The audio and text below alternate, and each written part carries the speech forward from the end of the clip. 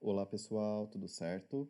Continuando então com as aulas de revisão de eletrodinâmica, eu sigo para uma situação um pouquinho mais complicada do que nós conversamos até então, né? Eu coloco aqui para você ver um circuito que tem uma pilha representando o que você já sabe que é um gerador, tem uma lâmpada ali em cima representando o que você já sabe que é um resistor, e eu coloquei aqui um liquidificador representando o novo elemento do circuito, que são os receptores. Então, como você também já sabe, um gerador tem como responsabilidade transformar qualquer tipo de energia em energia elétrica.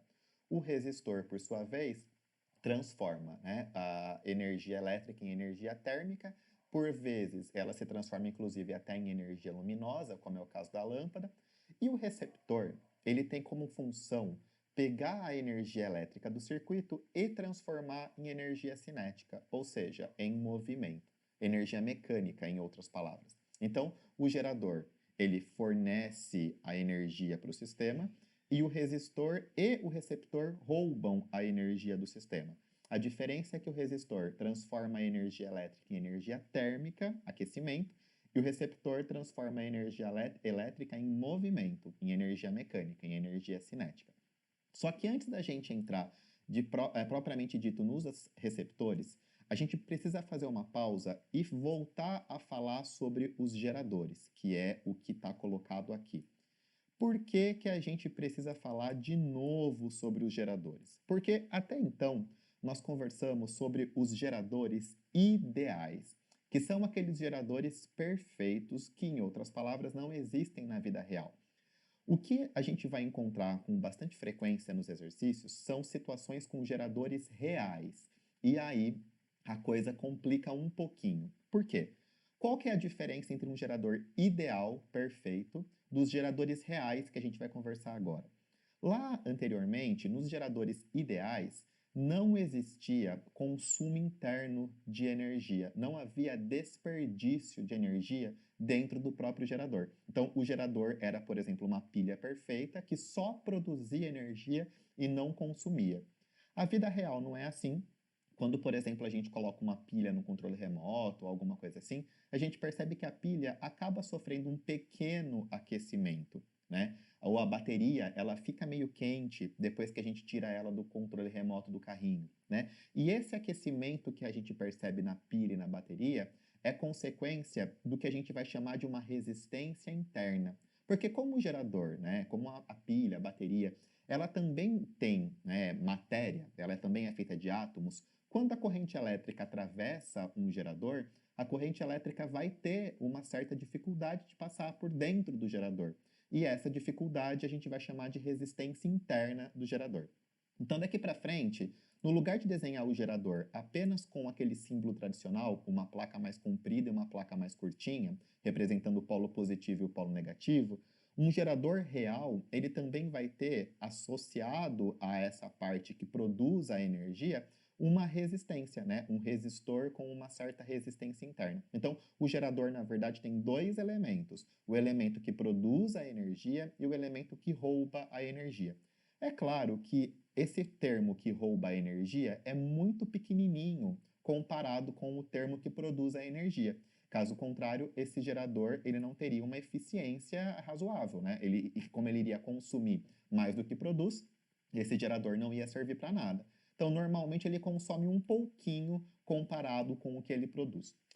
Em termos de nomenclatura, daqui para frente, no lugar de dizer que o gerador ele tem uma tensão U, a gente vai dizer que ele tem uma força eletromotriz, que nada mais é do que a energia disponível no gerador para fazer os elétrons dentro do fio se mexerem. Então, por isso, eletromotriz é a capacidade de movimentar os elétrons dentro do circuito, né, dentro do fio condutor. Como você já aprendeu em aulas anteriores, você já sabe que a corrente elétrica num pedaço de fio é do tipo de corrente eletrônica, né, elétrons. Então, a tal da força eletromotriz, representada por essa letra E estilizada, ela é a parte do gerador que produz a energia, que produz a tensão. E claro, a resistência interna do gerador aqui, né, essa resistência Rzinho do resistor interno, é a parte que representa o gasto de energia, né, o gasto de tensão com o próprio gerador. Aplicando a primeira lei de Ohm, como eu disse em aulas anteriores, ela vai nos acompanhar durante toda a sequência de aulas de elétrica, né? A primeira lei de Ohm, U igual a RI, ela pode ser usada aqui apenas para o tal do resistor interno. Então, se a gente entende que está passando uma corrente elétrica aqui, e de novo, lembra, o gerador, a corrente elétrica sai da placa positiva maior e chega na placa negativa menor. Então, no meu desenho aqui, a corrente elétrica ela vai da direita para a esquerda, tá bom? A corrente elétrica I atravessa o resistor interno, então a gente pode dizer que a tensão dissipada, perdida, desperdiçada, que eu estou representando aqui só por dis, o dis é R vezes I, só que o R é Rzinho, né, da resistência interna do gerador, tá bom? Super importante isso. Por que isso é importante, gente? Porque se a gente entende, então, que a gente tem, né? Vamos pensar junto comigo aqui.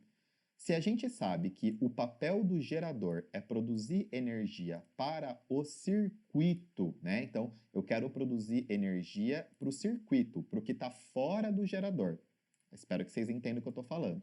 Então, vê se faz sentido para você.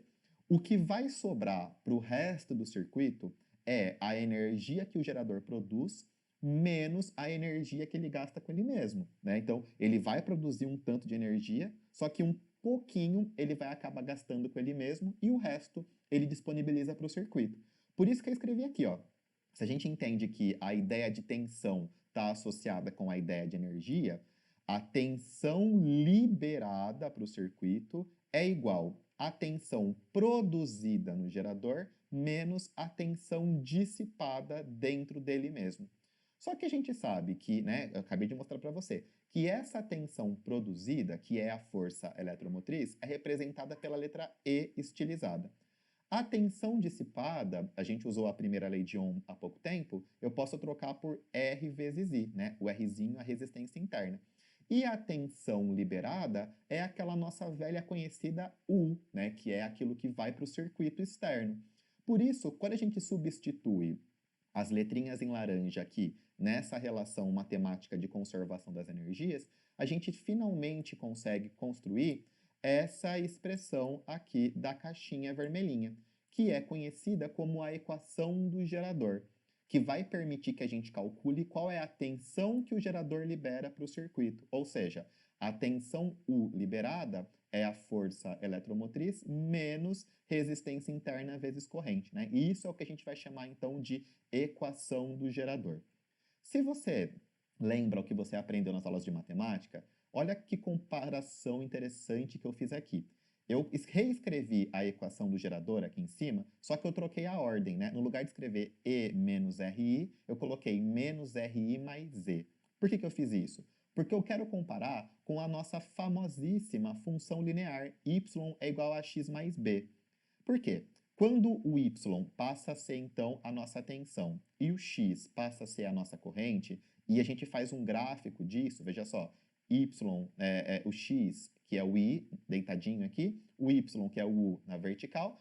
Quando a gente compara, a gente percebe que o a, que é o coeficiente angular, é o valor da resistência interna. Como ela tem um sinal de menos, a gente percebe que o coeficiente angular é negativo, portanto, esse gráfico é decrescente, de acordo com a análise gráfica da função linear das aulas de matemática. E a gente percebe que o coeficiente b, que é o coeficiente linear, corresponde à força eletromotriz, que, como você também sabe das aulas de matemática, é o ponto onde o gráfico corta o eixo vertical. Então, toda vez que eu tiver a equação do gerador, ele vai ter uma representação gráfica, que a gente vai chamar de curva característica do gerador, ou gráfico característico do gerador, que vai ter essa carinha, né? Uma reta decrescente, linha reta decrescente. O ponto ali de cima, onde o gráfico corta o eixo vertical, é a força eletromotriz, porque é o tal do coeficiente linear. E esse outro ponto aqui de baixo é conhecido como corrente de curto-circuito, por isso que é ICC. E a corrente de curto-circuito é a maior corrente que um gerador pode fornecer para o circuito, né? Como o gerador ele tem um limite de produção que depende da energia que ele sabe produzir e da energia que ele gasta com ele mesmo, A gente pode então escrever que a corrente de curto-circuito nada mais é do que a força eletromotriz dividido pela resistência interna. É muito fácil chegar nessa expressão, né? Esse ponto aqui de baixo, ele tem valor U igual a zero. Então, se a gente pega a equação do gerador e força U ser zero, zero igual a força eletromotriz menos R vezes I, a gente manipula essa equação, isola o I e chega nessa expressão, né, de corrente de curto-circuito, tá certo? Isso é muito importante porque a gente vai ter que lidar com esse tipo de gráfico o tempo todo em exercícios. Outra coisa importante relacionada ao gerador real é quando a gente vai, então, analisar o circuito completo, chamado de circuito gerador-resistor, né? Nesse circuito, de novo, o nosso gerador é um gerador real, olha ali em cima, né, com a sua resistência interna, só que ele vai estar ligado a um resistor externo, que pode ser uma lâmpada, por exemplo, ou qualquer coisa desse tipo. De novo, a nossa corrente sai da placa positiva, então ela circula aqui no sentido horário dos ponteiros do relógio. Então, olha que interessante. Se a gente sabe que para o resistor vale a primeira lei de Ohm, U igual a RI, né? Esse U é a tensão que o gerador fornece. Só que a tensão que o gerador fornece, ela é a tal da equação do gerador que a gente acabou de ver, né? Força eletromotriz menos RI. Então, eu peguei a primeira lei de Ohm na primeira linha e do lado esquerdo, onde eu tinha o U, eu substituí a equação do gerador. E daí eu fiz uma manipulação matemática, né? Mexi aqui com a álgebra. O menos RI foi para o outro lado positivo, como a corrente é a mesma, coloquei a corrente como fator comum em evidência. E eu estou interessado em isolar a corrente, porque o meu objetivo aqui era descobrir quem é a corrente que circula no circuito. E é por isso que a gente pega esse parênteses e leva para o outro lado dividindo, e a gente chega nessa expressão super útil chamada de lei de Poulet. Então, toda vez que a gente tem um sistema, né, um problema, que eu tenho um gerador real com sua resistência interna e uma resistência externa, a corrente que circula no circuito pode ser calculada aqui pela lei de Poulet. Tá certo? A lei de Poulet, ela nada mais é do que a primeira lei de Ohm, só que um pouquinho mais complicada. Veja só, digamos que a gente pegue a lei de Poulet e aplique para um caso de gerador ideal, que é aquele que não tem resistência interna.